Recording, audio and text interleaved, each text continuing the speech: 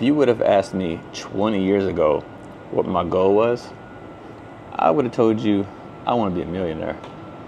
And I thought having $1 million or being a millionaire was the finish line. I thought that was the goal.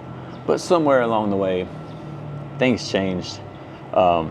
Today, becoming a millionaire or a multi-millionaire, it isn't actually my goal anymore for several reasons.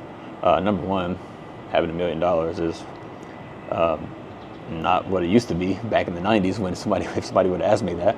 And number two, I realized that I don't have to be a millionaire, a multimillionaire to live a life of freedom and to live the life that I want to live. I don't have to be rich to do that. And so that's something I've learned along the way. And I want to share some of these thoughts with you guys in today's video. So where the dream actually came from was just, growing up in the 90s. And I grew up in poverty in an urban environment, but watching like Hollywood movies and like I've always been a fan of like hip hop culture and stuff like that because I grew up in in the ghetto. So but looking at all those things, right? I thought that like being a millionaire meant I was gonna have success. I would have a bigger house or luxury cars or a nice neighborhood, a huge salary, something like that. I just thought it meant all those things. Now, I'm not saying there's anything wrong with that. There's definitely nothing wrong with wealth or being wealthy or wanting wealth. I used to chase it. So, I really don't think there's nothing wrong with it, but it's not needed, right? You don't have to have that in order to have a life that you like, that you love, that you enjoy. It's not necessary. So what actually changed my mind was living abroad. Those of you who guys who know me very well, I moved abroad in my 20s. I'm 45 now. Well, I'm about to be 45 here soon. I'm 44. But I moved abroad in my 20s. I moved to China. Been living abroad. Living in the Philippines. I'm in the Philippines now, actually. I'm here in Makati, in Manila.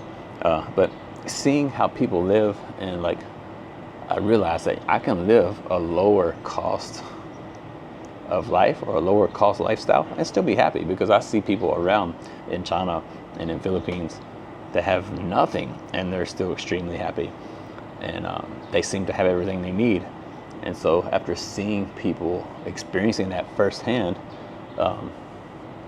I've been all over the place. I've been, at one point I was homeless, sleeping on the street here in Manila, more than 20 years ago. I went back to America, came back and came to China and actually built some wealth in China and lived a really nice life. Living in a 3-story house with like 10 bedrooms and 4 bathrooms, by myself. Like, I had a lot of money, I had nice fancy stuff. I've been at the top, I've been at the bottom, I've been everywhere. But I realized that no matter which stage I was in, when I was broke and didn't have anything, when I had everything, I still felt the same.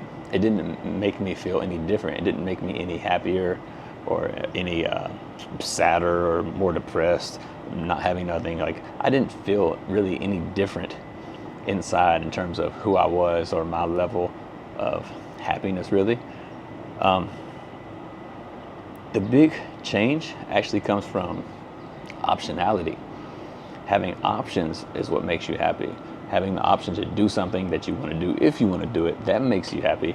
But not like just doing something because that's not going to make your life any better, any happier. And anyway, along the way, I realized that that's what I wanted, was freedom. I wanted optionality, the freedom to travel, the freedom to spend my time how I want to spend my time without, being tied to a specific location. And like I said, it all comes down to optionality. Having the option to say no if I want to say no. Having the option to pack my bag and go somewhere if I want to go. Or have the option to go eat this or eat that without checking my bank account first, or to buy this or buy that without checking my bank account first, right? I wanted that optionality. And you can have that without being rich. You can have it without being a millionaire. I've learned that because just having this optionality means, like, if you at a job you don't like, you can leave it. Or something bad happens at work and you don't want to do it, or your boss asks you to do something, you want to say no, you can say no. Who cares, right? You want to take off, you can take off. You want to travel, you want to move to another country, you can do it. You want to start a side thing like, I don't know, like YouTube, you can do it, right? It gives you options to do all these things, and choosing just your own schedule.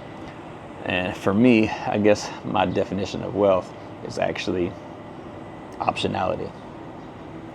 So today, like I said, I just define wealth different. It's just waking up without having to have an alarm clock, without having to commit your time to something if you don't want to commit your time to it.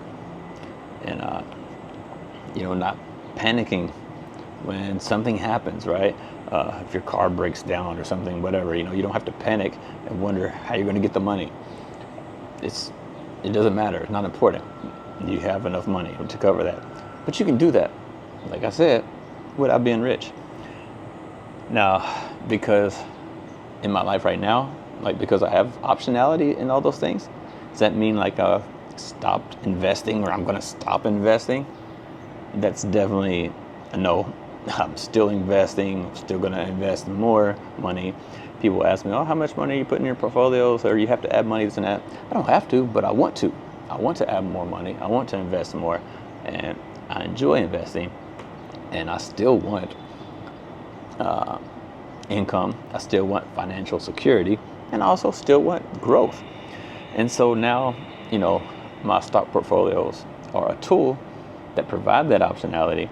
And I will keep adding to them and keep increasing my optionality instead of taking away from it. And so anyway, I think that's the real goal. Is, when you think about wanting to be a millionaire, you think about, that's the goal. And I think you're chasing something. I think you're more like chasing a feeling, right? You're not chasing the money. You're chasing the feeling that the money can give you. And once you change your lifestyle, you can get that feeling without having a whole lot of money. Yeah, you don't need $1 million to get that feeling if you adapt your lifestyle, your way of living, and adapt your mindset to be happy without having to consume stuff all the time and all that kind of stuff. Like, it's all about mindset and your lifestyle.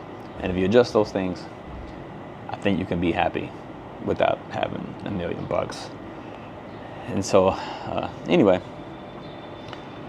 if I became a millionaire or multimillionaire sometime soon, or ever, whatever, anytime, is that going to make me upset? Of course not. If I don't, is that going to make me upset? No. Again, of course not. That's not the goal. But the goal is what I have now. And the goal is just increasing my optionality. And the best way to increase my optionality is to keep investing and keep building this life that I've already built, and just keep improving on it and making it better day by day, instead of just saying, okay, I'm happy now, I'll throw in the towel. Why do that when you can create even more happiness and more optionality? So anyway, if you like this video, or when you want to see more videos like this, like and subscribe, comment below. And anything you want me to make a video about, let me know, and I'll try to make a video for you guys. And in the meantime, I'm going to sit here and enjoy the rest of my time here in Manila. I'm here in Makati, and just sitting out here relaxing, enjoying the weather. We had a typhoon, and so the weather's cooler now. It's pretty nice. Gonna go to the gym, grab me some lunch, and just hang out. So anyways, if any of you guys are here in Manila, let me know. Maybe we can meet up and have a coffee and have a chat about anything. Look forward to seeing you guys on the next video. Y'all take care.